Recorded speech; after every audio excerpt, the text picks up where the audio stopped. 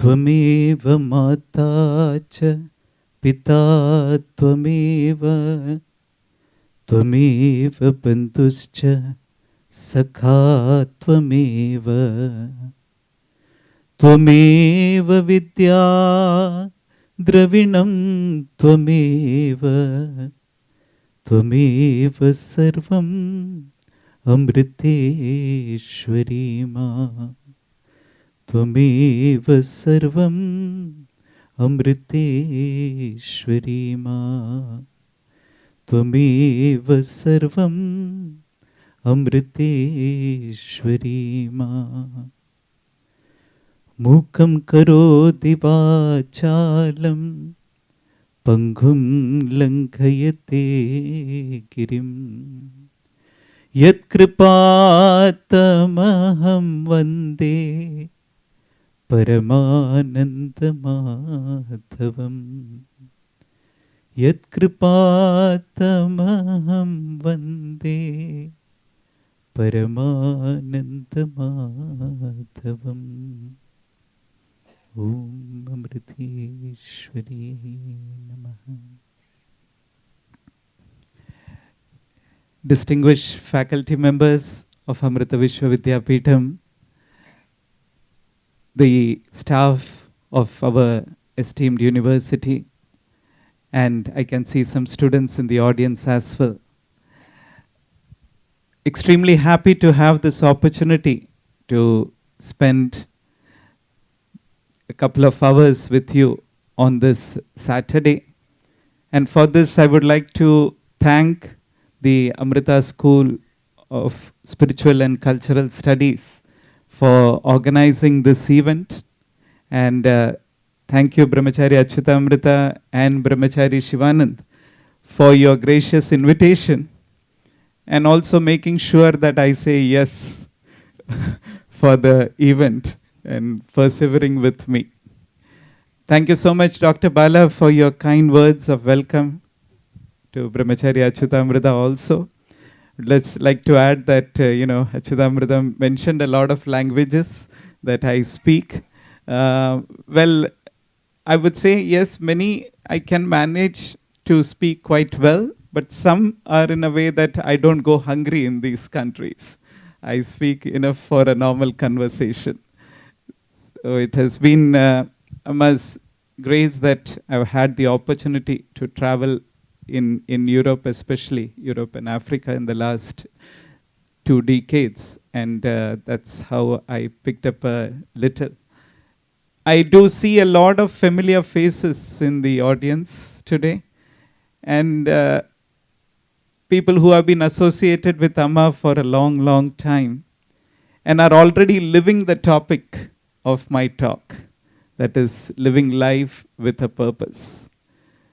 However, I feel this is undoubtedly a topic that we need to remind ourselves repeatedly of how to continue leading our life with a purpose. Dear sisters and brothers, when we travel anywhere in the world, when you are at the immigration, a very common question asked to us is, what is the purpose of your visit? Right?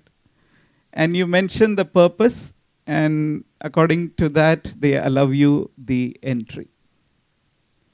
But I feel this is a question that we need to ask about our life as well.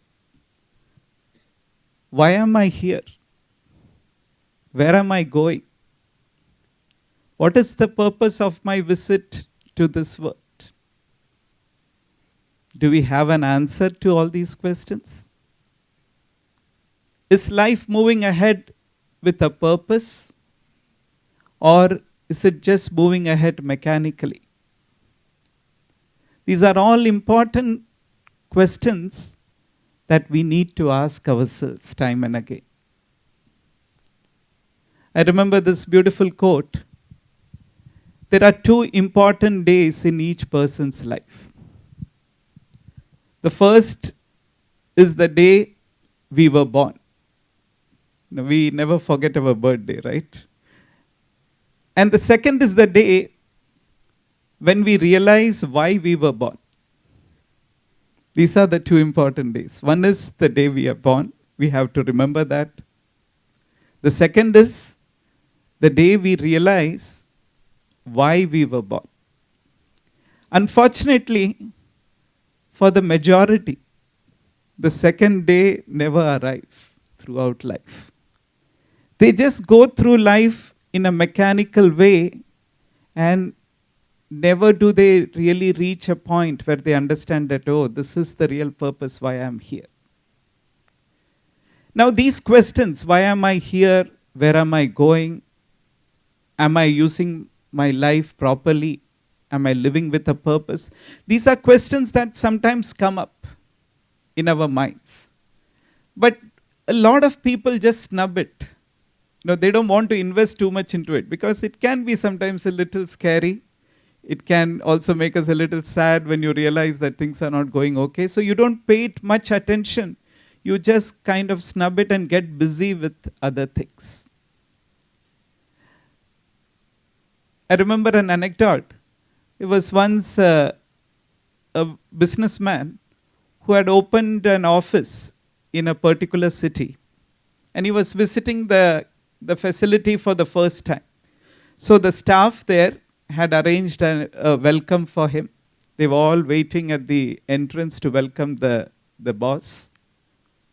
As the car of the businessman entered the gate, the security guard stopped him. And as part of his duty, he asked the businessman, "Who are you? Why are you here?" The businessman smiled and said, "What if I don't tell you?" He said, "Then you're not going inside." So as this conversation was happening, the staff saw that the head of the company has been stopped at the gate. So they immediately called the intercom and said, "What are you doing? This is the car of the CEO. Allow him inside." So immediately the security guard apologized. He said, "Sir, I didn't know who you are. So please forgive me." He allowed the car to come in. The businessman was given a grand welcome by the staff. He was taken into his cabin. Once he reached the cabin and he exchanged a few pleasantries with the staff, he said, "I would like to meet the security guard." So they called him and said, "Please come to the CEO's cabin." And he came all shivering, thinking that, my God, I'm going to be fired. So the businessman made the security guard sit and said, "Don't worry, you're not going to lose your job or anything. You did what you're supposed to do. I called you to give you some extra work. Whenever I come to this office, whenever I enter my cabin, you should also come behind me and ask me the same questions that you asked me at the gate. Who are you? Why are you here?" Because sometimes, caught up in the speed of life, I forget to ask myself these questions. So I'll pay you a little extra. Just come and ask these questions. This happens quite a lot, right? We get so caught up in day-to-day activities that we sometimes don't have time to ponder deeply into these questions as to why am I here and what is my real purpose. Many a times for people, even if they try to investigate deeply into these questions, they may not get a very clear answer because it's a very deep and subtle topic. What is my purpose? That's where we are all blessed to have the presence of Amma in our lives, which really helps us reach the very clear answer about the purpose of this human existence. Through their presence, through their teachings, they are able to give us clarity about this topic. And not only that, They show us how to proceed ahead to achieve the purpose of human birth. When I travel with Amma, of course, she also goes through the immigration department like all of us. And when they ask this question to Amma, what is the purpose of your visit? I always smile.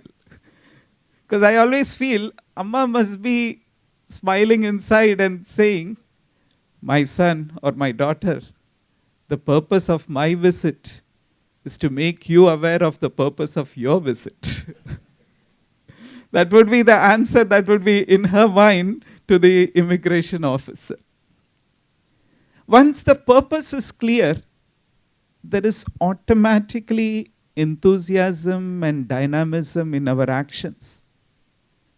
We wouldn't want to waste a single moment when we are purpose driven. Because we know this is my mission, this is what I need to attain, and the time in my hand is very limited. So let me put in all the efforts possible to reach that purpose. Amma's life is the epitome example of how purposeful living will look like. If you take any action of Amma, you will see dynamism, you will see enthusiasm, you will see clarity. Just take Amma's darshan. 365 days a year, she manages to give darshan wherever she is. When you see her walk to the stage, it is with so much enthusiasm and happiness to be able to see her children. It is never with the attitude that, oh, I wish today was a holiday and I didn't have to go on stage. It is the opposite. We try our best to tell Amma, don't come today for darshan or take a day's break. Never happens. She is so enthusiastic to be with her children, to give them those moments of peace, those moments of happiness. For Mahatmas like Amma, they are very clear of their purpose right from their birth. I remember a very interesting incident that happened in 2003 when Amma's 50th birthday was being celebrated, the Amrita Varsham 50. As many of you are aware, many of you might have taken part in it. It was a huge event. It was a 5-day event in Cochin, in the International Stadium. And I think there were millions of people who participated in this event from India, from abroad, in the span of 5 days. And as I was interacting with Amma closely, translating her talks and, translating for the guests who were coming to see her, I knew that for 5 days, she hadn't had a wink of sleep. It was going on continuous. Even after coming into the room, it was, making sure that the people participating in the function, they had a place to stay, all the amenities were taken care of. It was continuous. She was going on without a wink of sleep. And I think the last day, after when the darshan was happening, I think it went on for around 23 or 24 hours straight. After the event was over, Amma asked all the senior Swamis to stay back, to make sure that the venue is cleaned up and given back in a very pristine condition to the government. So I had the chance of traveling with Amma back to the ashram. And when I got into the car, I just had one thought.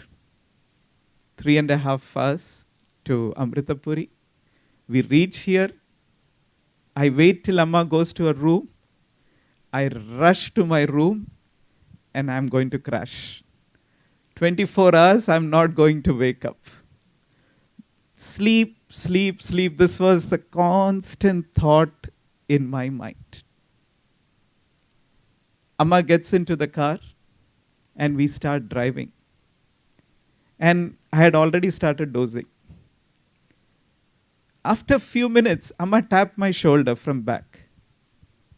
And she said, son, today, when I was giving darshan,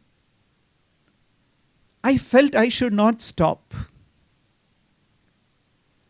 I just was so happy to see all my children. I just wanted to give and give.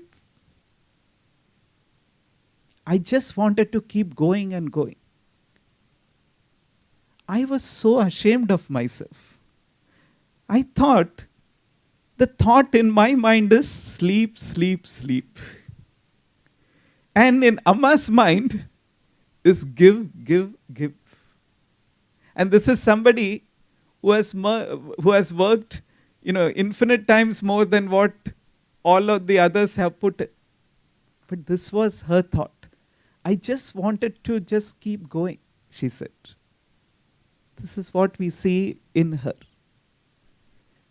When you see people who don't have a purpose, it's the opposite. Sometimes they're very lethargic. There's no drive, very negative towards life. And they also dampen the enthusiasm of others around. When you have people who don't have a purpose, they will say, what use all this? Kya fayda? Don't do anything. Life is anyhow going to just pass away.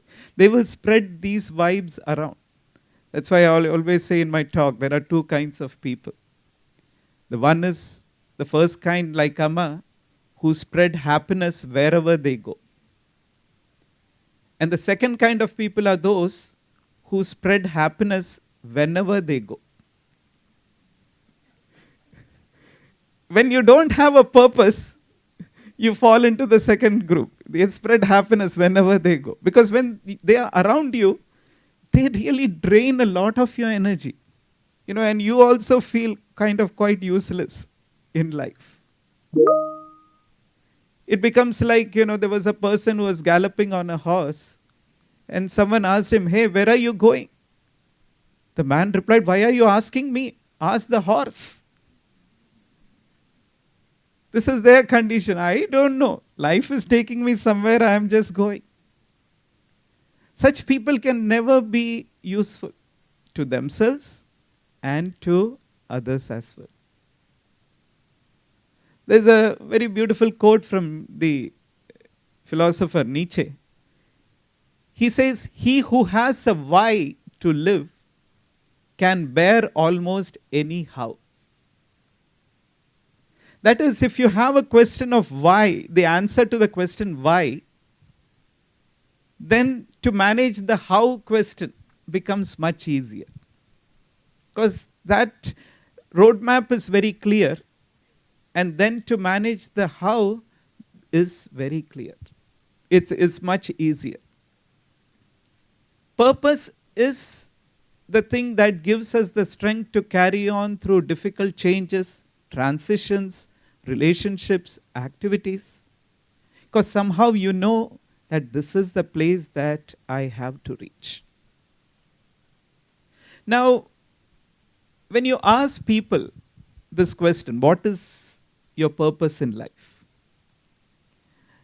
A person with a dharmic view of life may give you this answer. He would say, I would like to be a good human being. Right? That's a very common answer you get. I would like to be a good human being. It's a great goal to have, to be a good human being. But when we come across masters like Amma, they say, don't stop there. Go much deeper into you. Because sometimes when you say, oh, I just would like to be a good human being, it might still mean that I want to kind of do things that I can, which is possible with my limited role, my limited identity. You are still somehow caught up in the confines of your mind. You are not thinking of yourself anything beyond.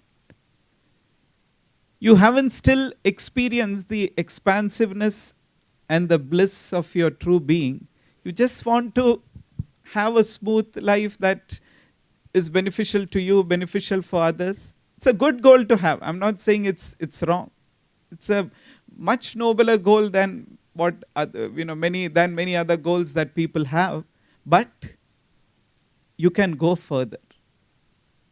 You can go further and realize how infinite is the love, how infinite is the strength that you carry with it. I remember one Tuesday, Amma was serving prasad to the residents here. I'm sure many of you come every Tuesday to get the prasad plate from Amma. And many a times you have this confusion. Some people want a smaller plate, some want a larger plate. So one day, there was a little girl who came to take her plate. And Amma was going very fast. So when Amma gave the plate, she saw that it was a larger plate. So Amma stopped the girl and asked, "Is this food too much for you? Will you be able to finish it?" This girl looked at Amma and said, "Don't worry, Amma. I am very big to the inside." She said, "I am very big to the inside." And Amma looked at me. I was standing by the side. And she looked at me and said, "How beautifully this child has mentioned such a deep truth. We are all very big to the inside. We don't realize that. We somehow just go through life thinking that I am a limited being, limited by this body, mind, intellect, ego, and nothing more than that." I would like to reflect on 3 points in this reflection that we are having. One is purpose of life at a micro level. The second is purpose of life at a macro level. And the third point is aligning the micro level purpose to the macro level purpose. Let us take the first. Purpose of life at the micro level. The micro level purpose is mentioned in our scriptures as the practice of our Swadharma. That is, realizing our strengths, our capacities, our talents, and putting them into action in a field of activity that really aligns with your strengths, with your capacities. A very beautiful definition that I read recently of how practicing of Swadharma happens in the best way. It says it's applying your best self to what matters most. It's given by a psychologist, Victor Stevenson, who also follows Sanatana Dharma. He says it's applying your best self to what matters most. So this is the purpose at the micro level, to understand the capacities, the talents given to us by God. We are all blessed in different ways. We are all unique in God's creation. To realize our uniqueness, our strengths, our capacities, and then putting it into action by finding the right field. Amma time and again emphasizes that spirituality is never against success, ambition, or becoming rich in life. You can have all this. You can be ambitious. You can aspire for the highest success in whichever field you are. There is totally nothing wrong in becoming rich. We all have certain talents that, when tapped into, can help us reach the pinnacle of success in the fields that we are. And it is important to tap into these fields. into our strengths. Otherwise, you're never going to be really happy in life. You somehow will feel a sense of lack, some kind of emptiness that creeps in. There is another thing that the Gita mentions very clearly, that practice your Swadharma, don't imitate somebody else's Swadharma. That is, put into action the talents, strengths and capacities that are very innate to you, very natural to you. Don't try to be somebody else. Because somebody else did great in a particular field, don't think that this is something that I should also do. For you, maybe some other field is going to be much more easier, because your strengths may be in something else.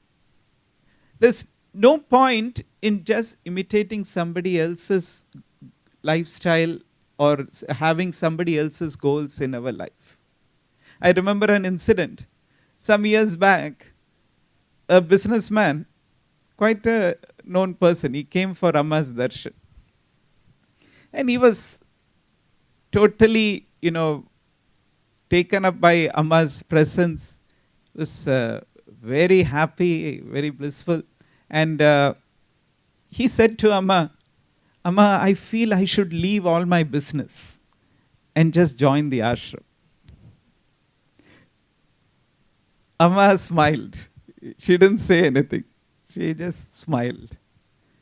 Then after a while, he was telling me that his baggage had not arrived. The airline had not delivered his baggage. So he just had his computer with him. So Amma asked me what he was saying. So I said that he doesn't have his bags yet. The airline hasn't delivered. So Amma said, go and get some toiletries for him, so that he can have a shower and things. So I went to her Ayurveda stall. I got the soap, I got the toothpaste, I got some hair oil. We have all these products, right? So I got a paint. I just put everything into it. Now I brought this back to the stage.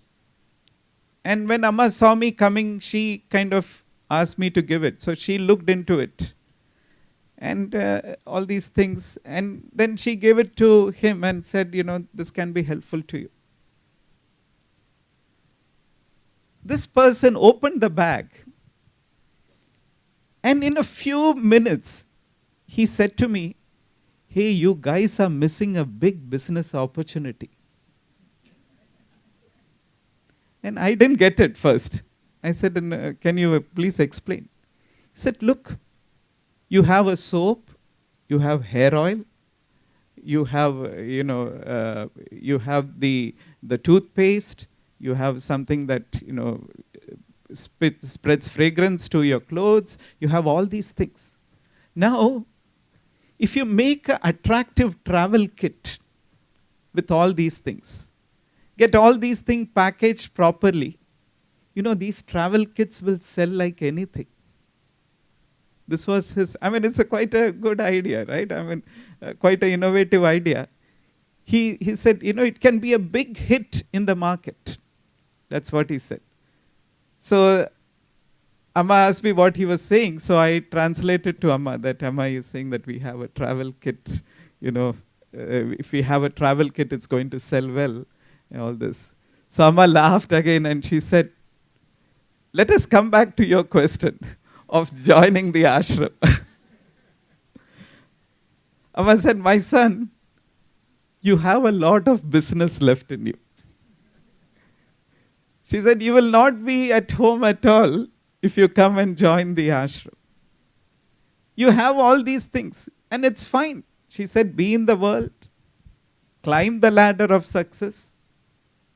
And then she concluded, use those resources to help the poor as well, she said. So this is the thing. With Swadharma, you cannot just think, I will imitate what the other is doing. We have to find our own strengths and we have to put it into practice. Now a question comes, which I'm sure some in the audience might have in your mind. Like, how do I know what my strength is? Sometimes I have too many choices I feel this could be good, then this could be good, then something else could be good. How do I know what my strength is? Yes, it needs a certain analysis.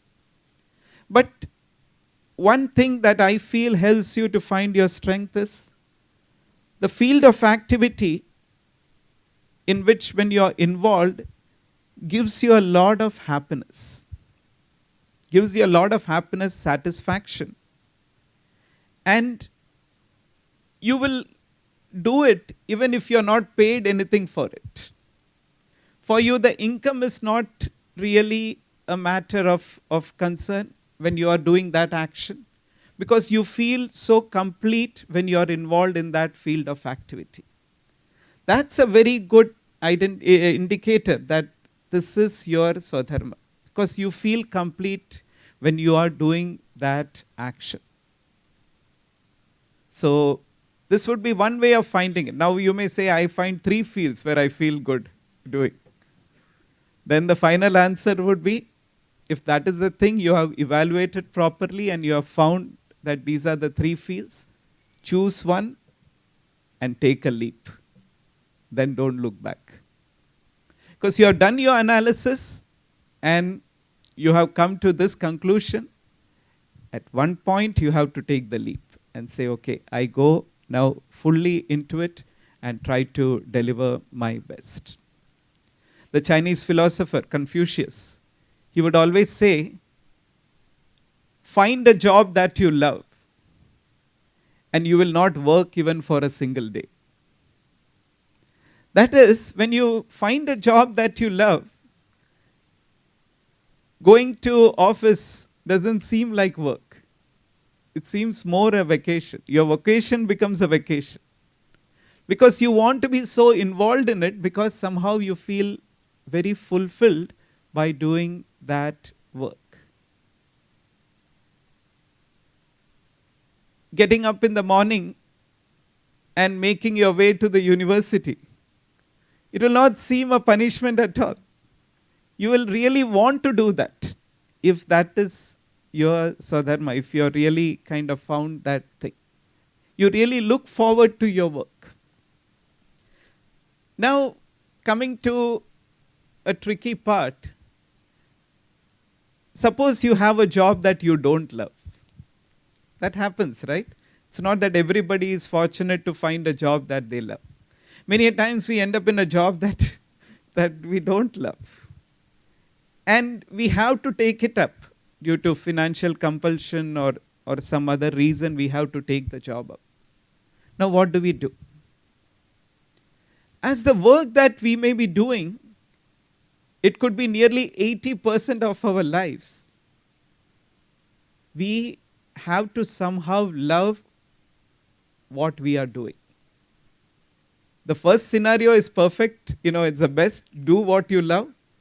But if you are stuck in a different scenario where you don't really fit in and you feel this is not where I should be, then if that is the field where you are supposed to be there for a longer duration, then you have to somehow bring in love in what you are doing.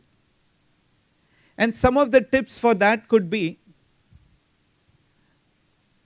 number 1, recognize the value that you bring to others through your work.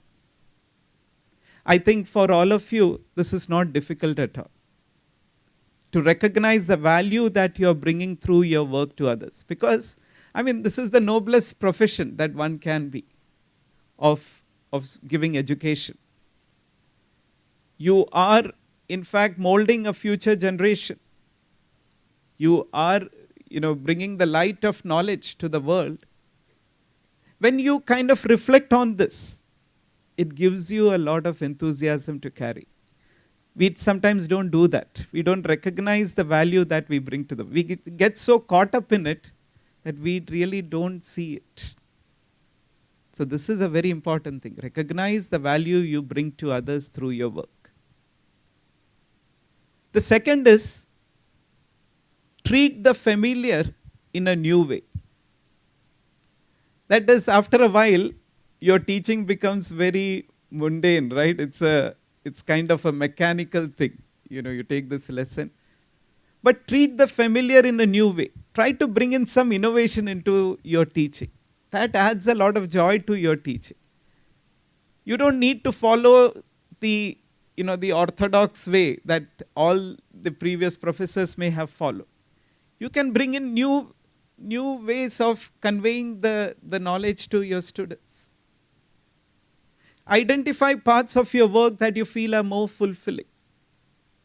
It could be research, it could be student interaction, it could be different things. And build on those aspects. This would be my second tip. The third is have gratitude towards the job, because in one way it is helping us, right? At least to pay our bills, to take care of ourselves. The job is helping us. So to be grateful. There may be so many who have our same qualification but are still struggling to find jobs. To have that gratitude aspect again brings in some kind of satisfaction to the job. Fourth is, even though you don't like it much, take it as an opportunity to learn something different. Learn a new skill, which could help you in the long run in your career. That could be another way of looking at it. And the fifth is, find time, especially on weekends or during your holidays, to pursue things that you love to do, but you didn't have the opportunity to find a work that really gives you opportunities.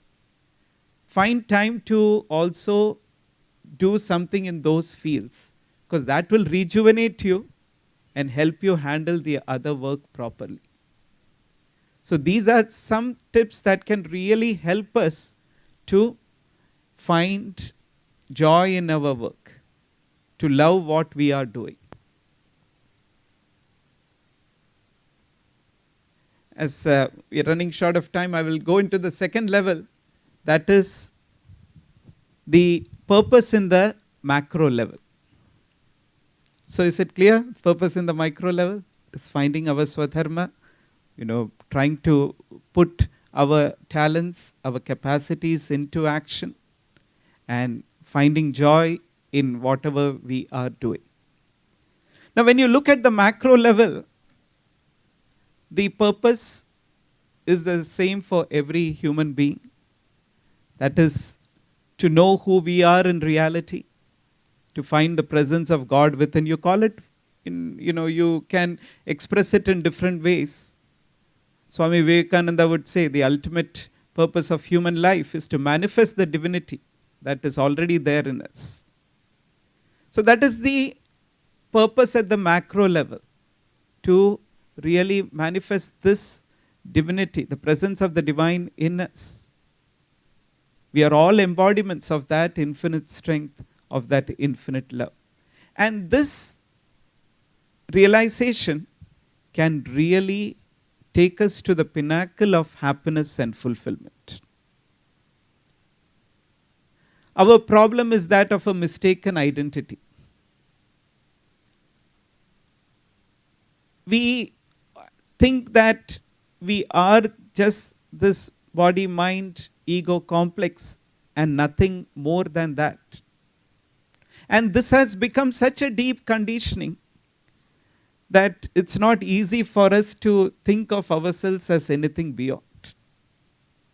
But that's why masters like Amma keep repeating again and again, right from the first word that she says during her talks. How does she say? Prema Swarupigalum, Atma Swarupigalayirikkunna ellarkkum namaskaram. Saying that you are the embodiment of love, you are the embodiment of truth. She starts from that. And in the talk itself, she will hammer this point again and again. Because our identity to this limited self, to the small self, is very strong. It doesn't leave us that easily. As Rumi would say, you are not just a drop in the ocean. Remember that you are also the ocean in the drop. We all carry the ocean within us. But we sometimes think, oh, I am just a drop. I am nothing more than that. Just let me share a riddle with you. Listen carefully. Many of you might have listened to this riddle before. If you know the answer, don't disclose it. A truck driver was going very fast in the wrong way on a one-way street. A truck driver was going very fast in the wrong way on a one-way street. There was a traffic cop who was seeing all this, a traffic police who was seeing all this.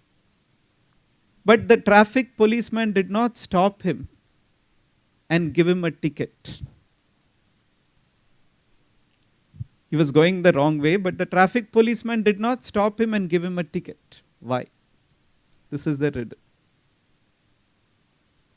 Now, to save time, I'll share with you some of the answers that I have received. Some say, oh, maybe the traffic policeman did not see him. He was busy in his mobile, so he didn't see him. Another answer I received is maybe that day it was not a one-way street. Sometimes they change, right? Some days they allow vehicles to go two ways. Maybe that day it was not a one-way street. Another interesting answer I have received is maybe the policeman was related to this guy. In India it can happen, right? If it's your neighbor or if it's your relative, then you say, okay, go. These may be the answers that come into your mind. I'm sure you have different answer. The right answer is, it is because the truck driver was not driving. He was walking. If you look at the question I put, what did I say? A truck driver was going very fast. I did not mention the truck anywhere, right? I didn't mention the vehicle anywhere. I just said the truck driver was going fast. But what would we have done? The moment we heard it, we put a truck around him, right? A truck going in full, a Mahindra truck or a Tata truck going in full speed in one direction. And a thing. We immediately superimposed a truck around the truck driver. This is what we do with ourselves. When we say I, we have said, oh, this name, this identity, this body of mine, this is me. It automatically comes. It doesn't take any gap at all. That's our strong identification. The macro purpose is to go beyond it and realize that my true purpose is to realize this ocean of love that I am, this ocean of strength that I carry. Now one may say, why do I need to know this? I am happy with my micro purpose. Why do I need to go for all this macro purpose? I don't care about all these things. Fine. Of course, everybody has their freedom. But one thing, for any person, the goal of life is atyantika dukkha nivarti. That is, nobody wants to be sad or, suffering in any way, right? We all want to be happy all the time. Do we ever pray to Amma that Amma make me happy at 8 a.m. in the morning, then at 12 noon, and then in the evening at 6:30? No. What do we pray to Amma? Keep me happy all the time, right? That's a very common thing. It's all that we are seeking, that happiness, that eternal happiness. And nobody likes suffering either, because it's not our true nature. We want to get rid of it. So these are the two goals that we have. And everybody is seeking this. As Aurobindo used to say, he would say life itself is yoga. Why? In life, everybody is seeking the joy, is seeking the ultimate happiness. But you are not, of course people search it in the wrong way, but there is seeking happening. When seeking happens in a conscious way, that's when you become a spiritual seeker. That's the difference. When it happens in a conscious way, when you search it in the right place, then it becomes a real spiritual journey. And when you really look at any achievement that you can achieve in the world, by even achieving the micro purpose of your life, it might not make you complete. There can still be a void. I can tell you this. Even something that happened a month back, I wouldn't mention the name of the celebrity because of privacy issues. There was a very well-known person, a celebrity who came to meet Amma in the ashram. And of course, many who saw him were very excited. They wanted a selfie with him. Some kids wanted his autograph, everything. I took him to Amma's room. Now, he started conversing with Amma.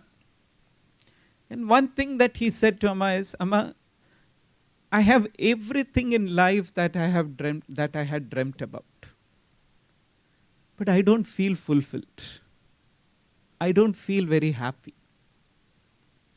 This is a very common FAQ, frequently asked question to Amma. I heard so many celebrities whom we think have achieved the real pinnacle of life, what life should be, telling Amma, there's no fulfillment. There's no happiness. Why? Because the macro purpose has not been looked into. That is the reason.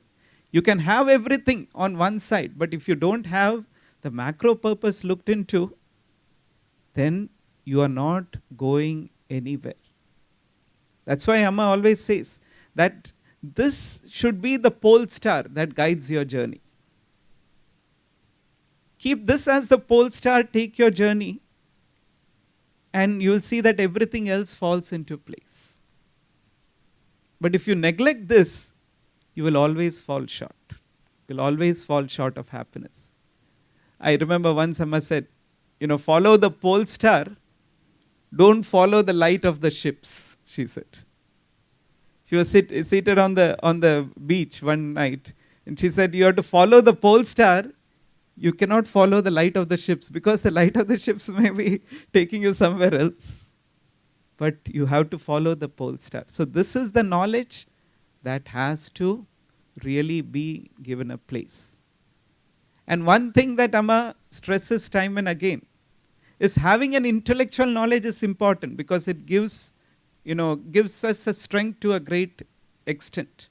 But the goal should be to experience it to the fullness, not just stay in the intellectual level that, yes, I am the Paramatman, I am the Supreme, I have infinite strength in me. Yes, understanding is important, but we have to put in efforts to get in there as well, to experience it as well.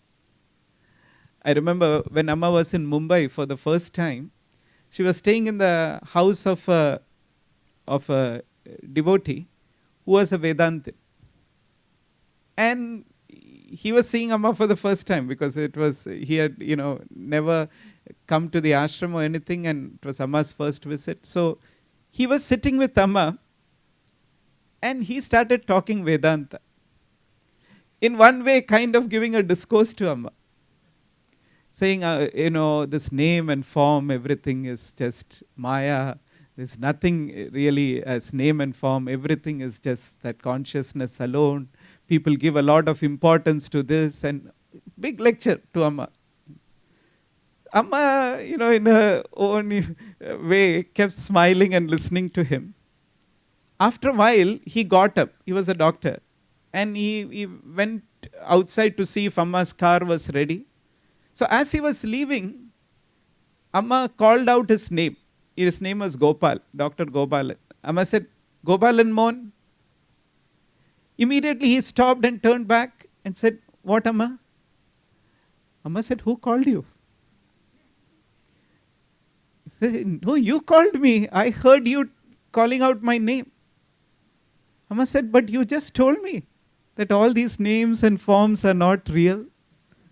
There's no, nothing as an individual, everything is that consciousness alone. If that was the case, why did you respond to my call?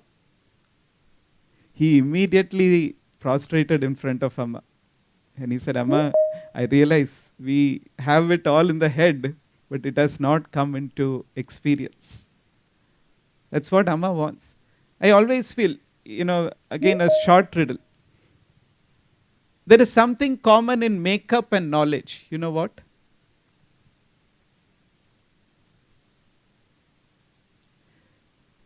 In makeup and knowledge, there is something common.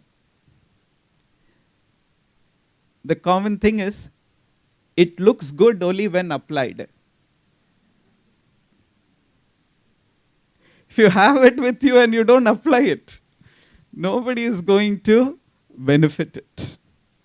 Now, coming to the last part of my talk. How do you align this micro level to the macro level? Look, we are all busy with our careers also, right? And all of you are working in the university. Students are going to take up professions. We all have to take care of our lives. How do we align it to the macro purpose in a way that, doing those actions don't become an impediment, don't become an obstacle? Amma says two things. She says, number one, do your Swadharma, do your actions as an offering to the divine. And the second part, make sure that those actions are not just for you, but are also benefiting humanity. She says, if these two elements come into your action, automatically there is a mental purification happening. Let's take the first, doing our actions as an offering. Something we have heard from our childhood, right? That you should offer the best to the divine. Whenever we do puja, we keep the best in front of God, right? The best fruit. If Amma asks you for a glass of water, you will make sure that it's given in a clean glass with, you'll give clean water. You always want to give the best. So, to do the actions as an offering, even the actions that you do at work in the university, to do it as an offering. And also, with the knowledge that the strength behind that action comes from God alone. We need love, and we also need the awareness that everything is yours. You are the strength. In the Arati in North India, we always say, Tanu man sab dhan tera, sab kuch hai tera, Swami sab kuch hai tera. Tera tujhko arpan, kya lage mera. Tera tujhko arpan means what is yours, I am offering it back to you. Kya lage mera, what is mine in the first place. That is the awareness we need. Let me share one of my experiences with you. It's happened a long time back. I had written and composed a bhajan, and I was very happy with the end product. In those days, we had these cassettes. So one evening, I recorded the bhajan and took it to Amma's room. And Amma was talking to a guest, so I waited. And after seeing the guest, when she came out, she saw me. She said, what? I said, Amma, I have written and recorded a song, and I would like to offer it to you. So Amma was very happy. She took the cassette, and I said, Amma, this is your song, not mine. And she took the cassette, she smiled, and she kept it inside the room, and she went for bhajans. It was a time when many ashram residents had come up with different bhajans. And many of the days, Amma would sing a new song. She would sing, one bhajan that would be new, that one of us had tuned. So she started singing the new songs, but my song was not coming at all. And I was like, what's happening? She's singing all these songs. Every day I would wait that Amma would sing this. It wouldn't happen. Went on and on and on with different things. And my mind started getting a little, angry, negative. I would even say, the other songs are not that great. The tune is much better. Quality is so much better. But Amma still wants to sing the other songs, not mine. So I was playing. Finally, I thought, why struggle with this? I am going to empty it out to Amma. Then it's over. So I stood outside Amma's room as she was coming back after darshan. And she saw me standing with a long face. And she said, what happened? She said, you look like a lover who is departed from the beloved. Something like that she said. You look so depressed. What happened to you? So I said, Amma, you sang all the new songs except mine. And I'm so upset about it. So she looked at me and said, your song? I thought you gave it to me. That's what she said. Your song? I thought you gave it to me. It was such a wake-up call for me. Because what did I say when I gave the song? Amma, this is your song and not mine. But inside me, it was still my song. And it was like a revelation that, my God, it's your own thing that has caused this thing. And after this incident, she sang that song so many times. Even nowadays she sings it. But it was just to show me that, we do say, oh, this is an offering. But inside, it's still me who is doing it. So to get over that is very important. And the last part, that is to do it in a way that it's also helpful for others, not just helpful for ourselves. That's why they say this journey from success to significance is very important. Because normally you hear people saying, oh, you have to be successful. But in fact, that's not the end of the journey at all. Your success has to be significant. It has to be helpful to others as well. Now, when we see a red-colored flower, what does it mean? When you study physics, it shows that it has absorbed all other colors except the red. That's why you see it as red, right? That's what we learned in school.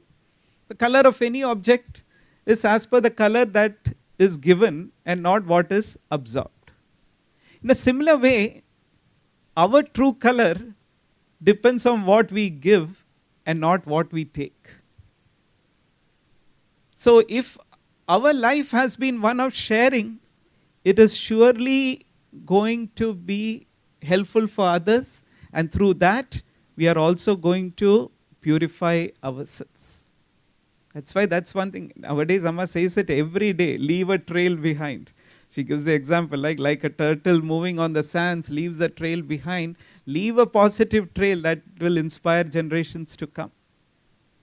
We are supposed to do that, to leave that trail. I always think, when you look at the graveyards, you have the name of the person.